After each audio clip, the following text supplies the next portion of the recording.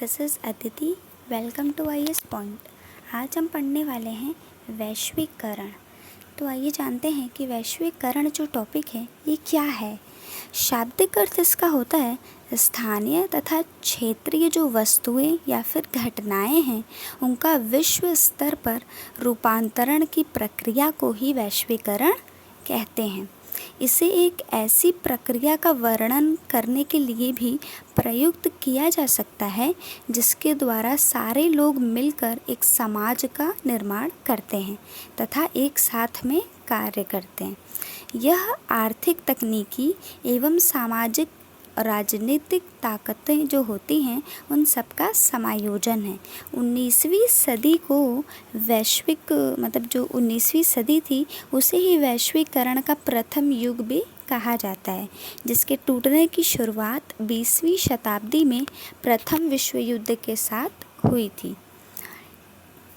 जो second world war हुआ यानी कि द्वितीय जो विश्व युद्ध हुआ उसके बाद इंटरनेशनल व्यापार अवरोधों में अंतर्राष्ट्रीय समझौतों GETT के माध्यम से लगातार कमी आई है।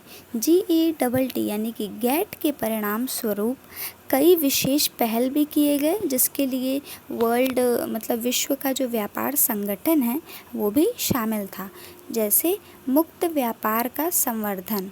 दूसरा, शुल्क की कमी, फ्री ट्रेड जोन जो था उसका निर्माण, डिब्बाबंदीकरण जो था उसका विकास, जिसके परिणाम स्वरूप परिवहन मूल्य में कमी आई है तथा पूंजी नियंत्रण में कमी या फिर कटौती।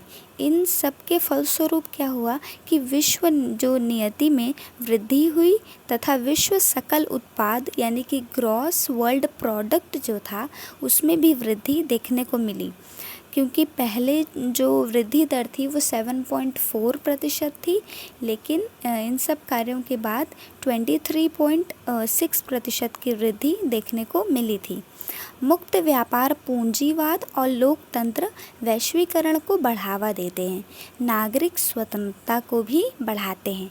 सामान्य रूप से देखा जाए तो यह विकासशील जो देश होते हैं उनके निवासियों के लिए कम कीमतों, अधिक रोजगार, उच्च उत्पादन और उच्च जीवन स्तर को भी बढ़ावा देते हैं। वैश्वीकरण क्या होता है? जैसा कि हमने जाना कि ग्लोबलाइजेशन यानी कि वैश्वीकरण क्या होता है, उसी तरह से डीग्लोबलाइजेशन यानी कि वैश्वीकरण भी होता है। आर्थिक जगत और व्यापार के आलोचकों की माने तो कई देशों की उन प्रवृत्तियों को उजागर करते हेतु किया जाता है जो न फिर उन नीति को अपनाना चाहते हैं बल्कि उनके और राष्ट्रीय हितों को सबसे ऊपर देखना चाहते हैं। मतलब उन देशों के लिए प्रयुक्त किया जाता है जो उन नीतियों को फिर से अपनाना चाहते हैं तथा अपने राष्ट्र के हित को सबसे ऊपर रखना चाहते हैं। इन सभी संरक्षणवादी नीतियों का उद्देश्य क्या होता है?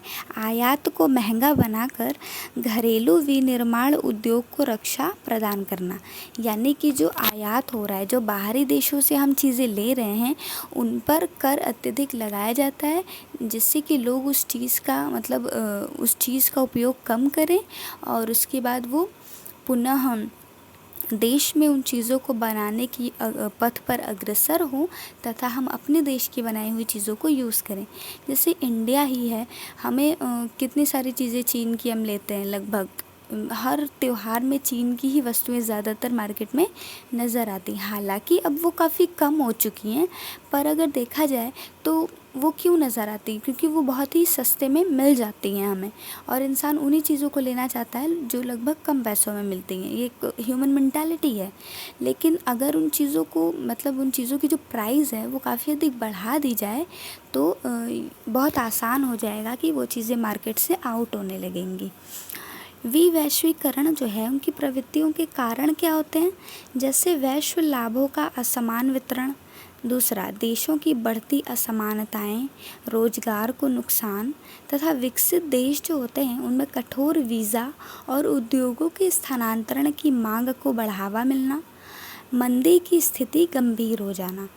जब कोई देश विकसित होने लगता है तो वो बाहरी चीज़ों से सपोर्ट कम लेना चाहता है, और अगर बाहरी हस्तक्षेप ज़्यादा हो तो हमें दिक्कतों का सामना करना पड़ता है। जैसे अगर आप एक घर में रहते हैं तो कोई भी मेहमान मान लीजिए 10 दिन 20 दिन ज़्यादा तो 20 ही दिन, उतने ही दिन आप उसे झेल सकते हैं। मतलब वो रहे तो आप उसकी मेहमान नवाज़ी दिल से कर सकते हैं, पर वो हमेशा के लिए रहने लगे तो आपको मतलब अपनी रोज़मर्रा की जीवन जीने में दिक्कतों का सामना करना पड़ता है।